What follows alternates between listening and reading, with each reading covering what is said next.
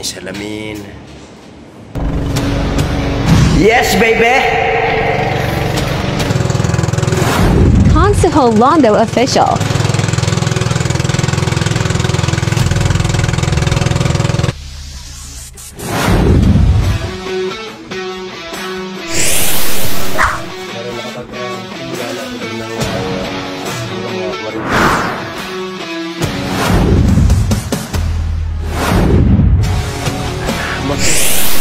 Dito sa Bukana, kasama ka rin namin dito para makarating ka rin Buhan. Hindi marunong mag-Tagalog, hindi naman ako marunong mag-Ilocano. So yan, videohan na lang natin sila.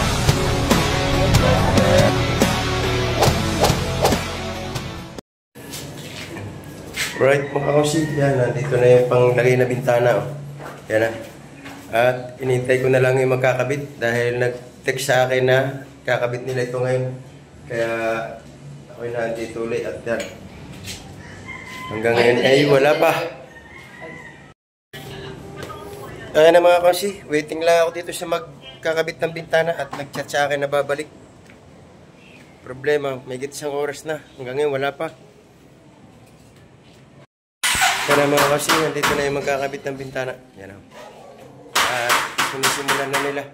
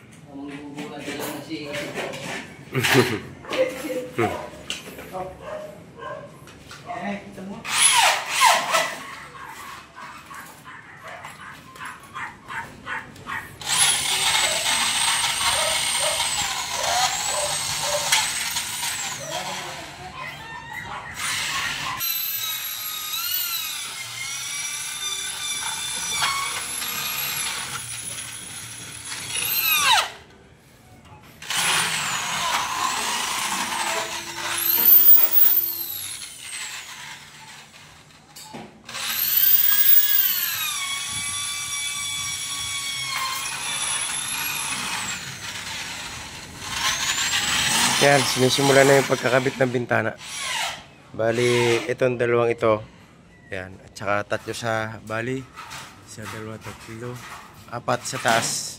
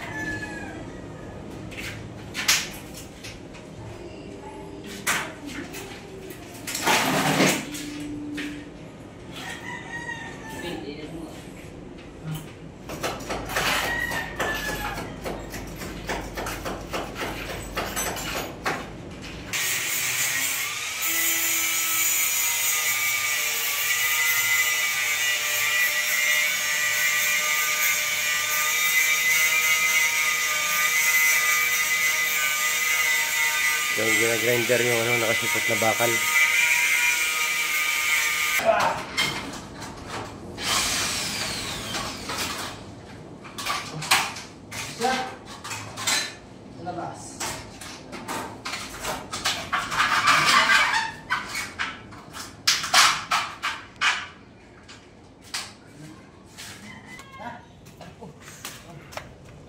Yan, bali pa dalawang bintana na yan. Ilalagay nila yan.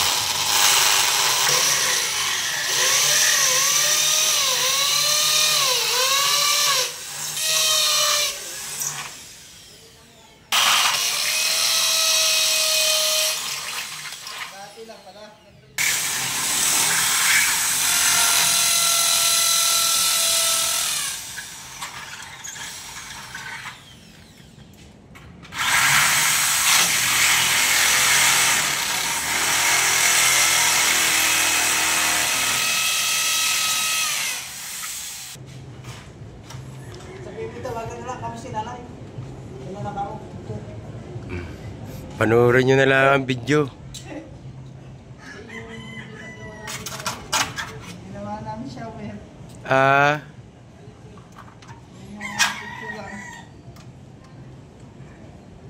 pabalikan natin. Doon din naman tayo dadaan eh. Alright, doon naman tayo sa taas. Yan, nakabit na yung dalawang frame. Uy.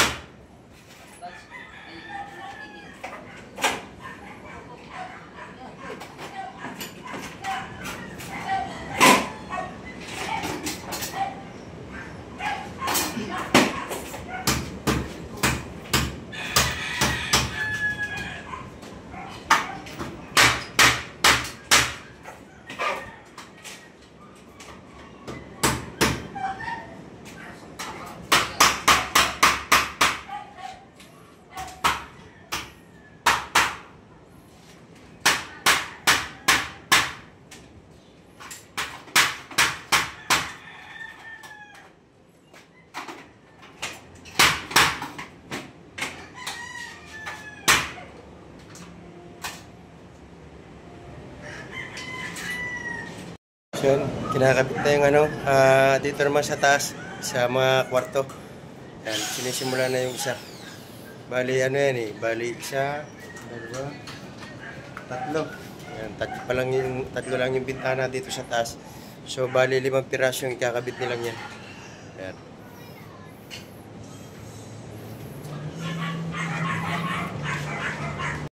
Pasarap. Yan ang mga kasi. Lumabis yung dala nila ng frame yan. Kaya ako nagtataka kung niisip ko kung saan pa ilalagay yung isang frame na yun.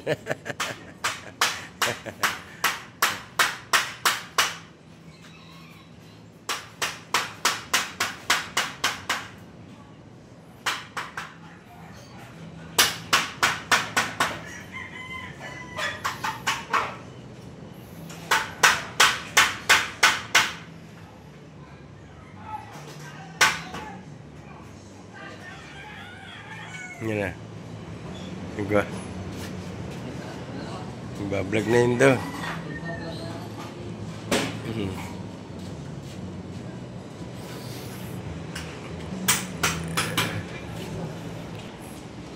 Ay mo dyan! Nagbablog ako dito!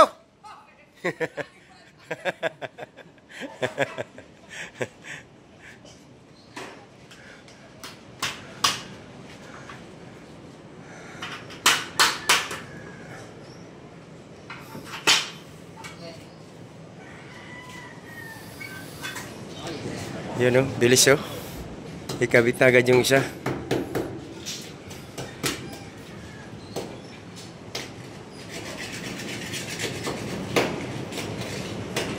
Kaya may dumating na meron. Oh.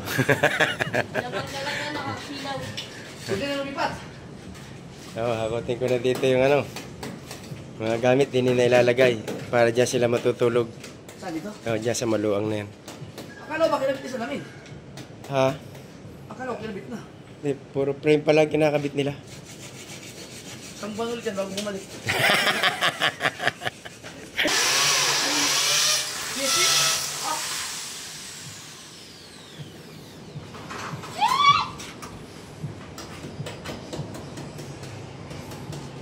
Kaya sinisimula na rin yung isang yan. Akala ko parehas dun sa akin ang kasalamin mo. Ganda yun eh. Yung kay, kay kinakamuning yung pinagayang kulay. Yung standard. Oo.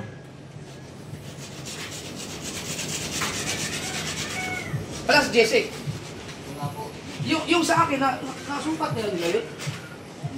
Mga Paul. Check ko lang si Jesse naman po nag-i-schedule sa amin. Oo. Sabi, dati. Yan lang pala ang kulang, bigla.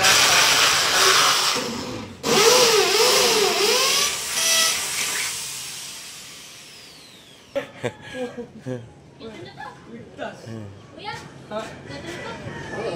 Huwag ka nalaglag ka dyan. Diyan pwede dyan ka naman. Sige lang po kasa. Hindi, pagka... Meron pala di kayong ganitong salamin, oh. Hmm, Ay, papagawa ko yun eh, yung kay Louie. bakit? Ay, di ba nalaglag mo na nagsusa yun? Oo nga, pasukatan mo na ngayon bago sila mo eh. Si Jesse ang nagsuka dyan, di ba?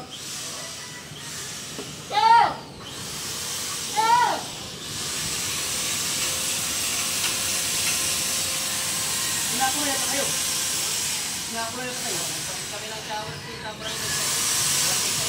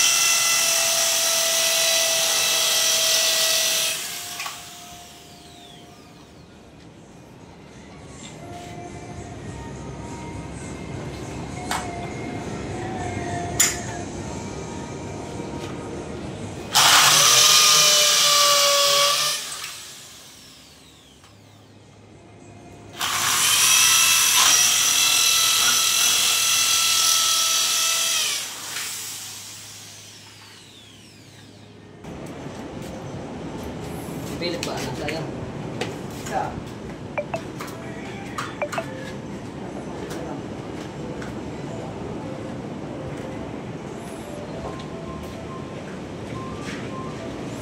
So, yan mga kosi, last na yung kinakabit na yan na frame. Yan, nagkakabit na nila yung salamin mismo.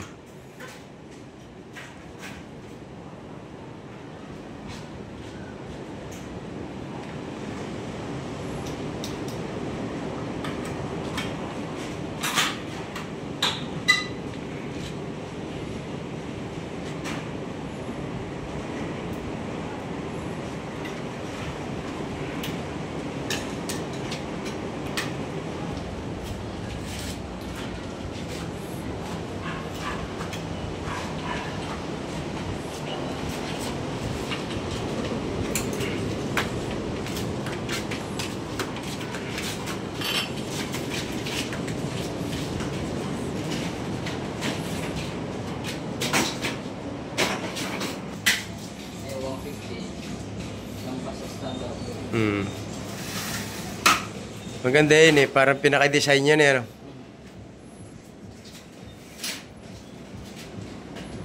So yun mga kosi, sila rin yung nagkabit ng bintana at saka nung sliding door doon kay Japper. Ayan, oh. Ayan yung kay Japper. Iba lang yung kulay nung kay Japper. Kulay blue. Ayan, oh. Ang galing, oh, nagre-reflect.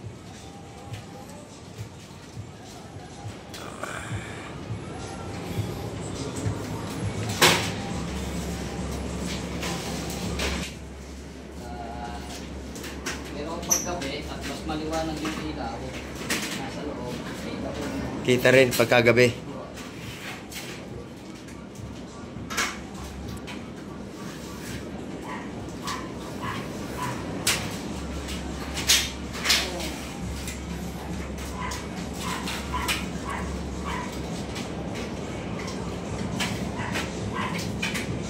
Yan, ilalagay na yung salamin.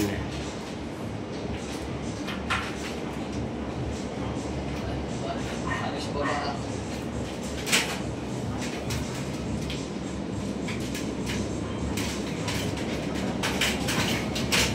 Taas. Nababa. Nagkapalit.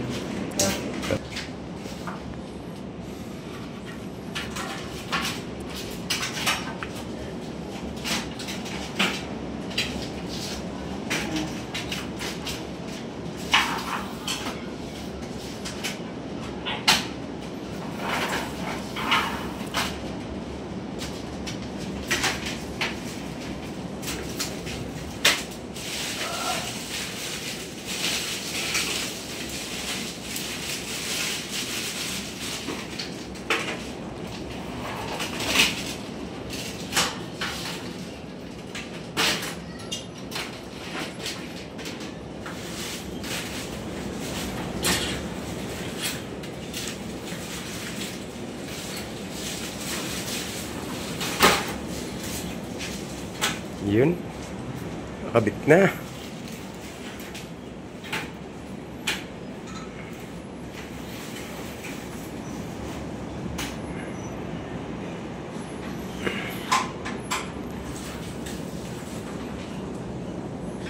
So yan mga kakosi, time check ay 5:45. Yan, medyo ginabi na yung paggagawa. Kaya pansin nyo ay madilim na. Okay, lagyan mo na ng center lock. Ah, sana. Wala. Baba mo muna.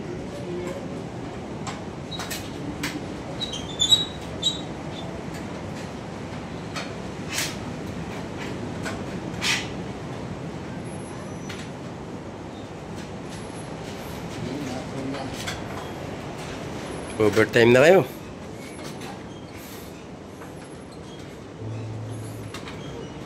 Paano bang laban nyo dyan? Per kabit o sweldohan?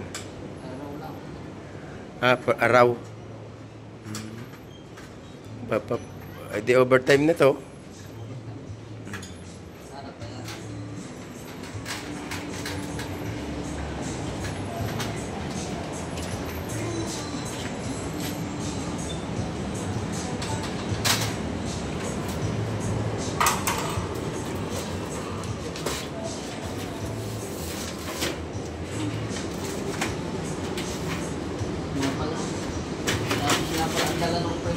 Wala kang dalang salamin na yun.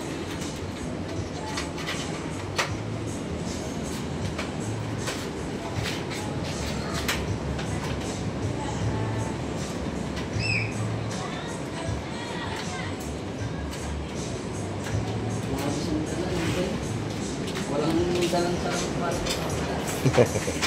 Kaya ako nagtataka sa mga ako ilalagay yung isang yung parang Nadampot ng helmet na karga.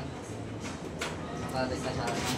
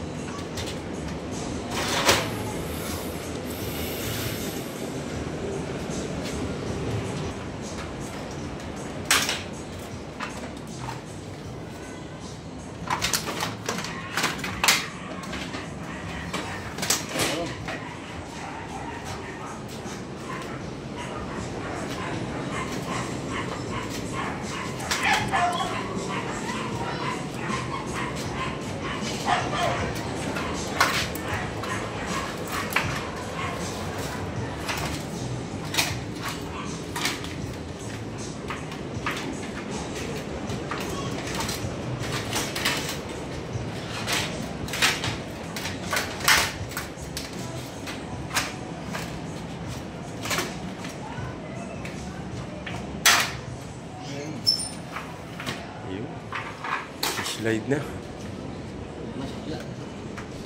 Slide na.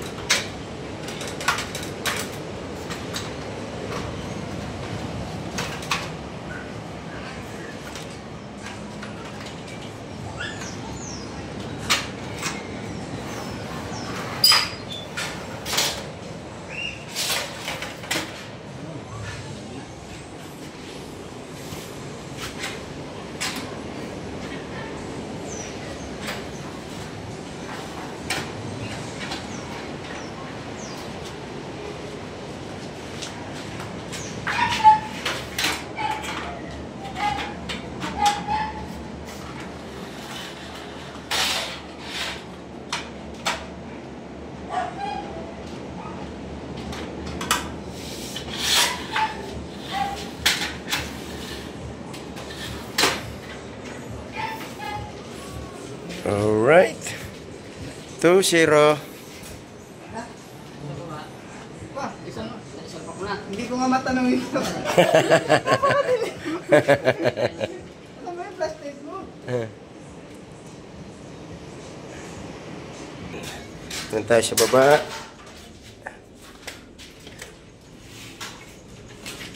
Yan.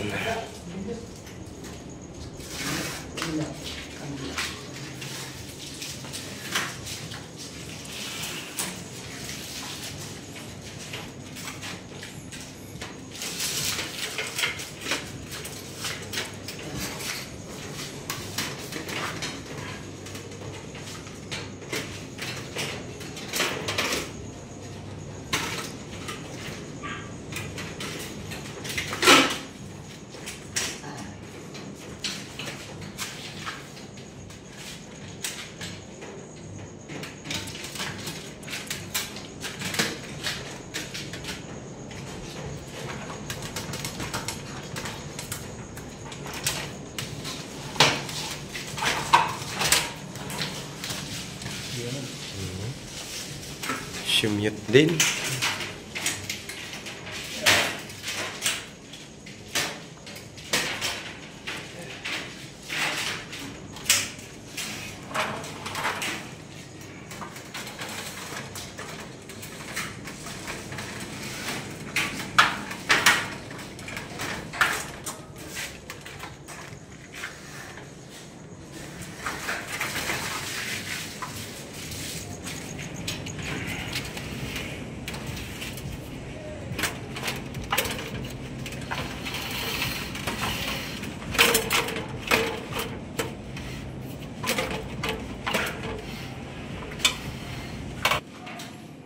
Iisa na ang ikakabit.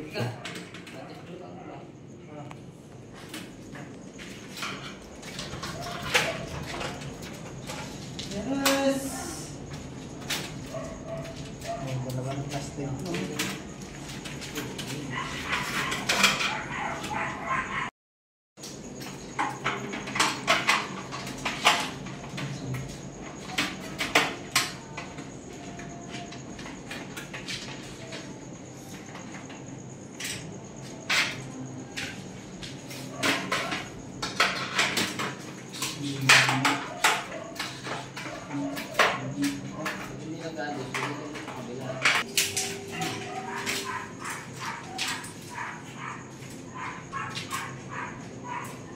Ano ba yung pinag-reflex eh? Yan. Ito. Oh. Unahan.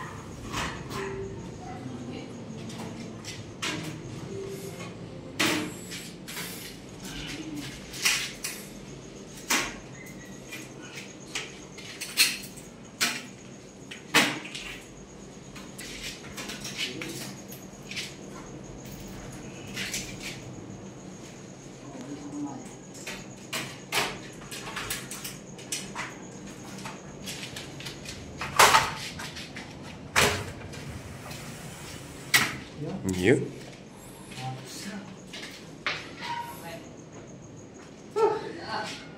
Ha?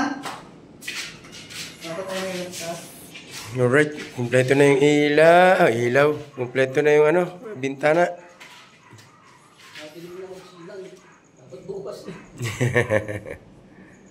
Check, 6:50 ng gabi. Yan, inabot na sila ng gabi ng pagkakabit.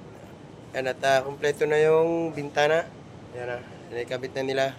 Ngayon, hintayin ko lang yung nagsusukat nitong mga salamin na ito kasi bukod pa yung nagsukat ng salamin. At titingnan ko kung may papa-estimate itong labas, itong pinaka-terrace, kung magkano nga abutin. Para masabi natin kay Nanay Sara kung magkano yung ibabudget pa niya dito sa dito sa labas. Kasi puro salamin din ito yung sa labas, yung sliding door ang ilalagay. Alright, ayan, pasensya na kayo kung madilim at talagang inabot na ng gabi. Alright mga kausi, hanggang dito na lang itong vlog muna ito at sunod na araw na uli bago kayo i-update sa bahay ni Nanay Sara Cute TV.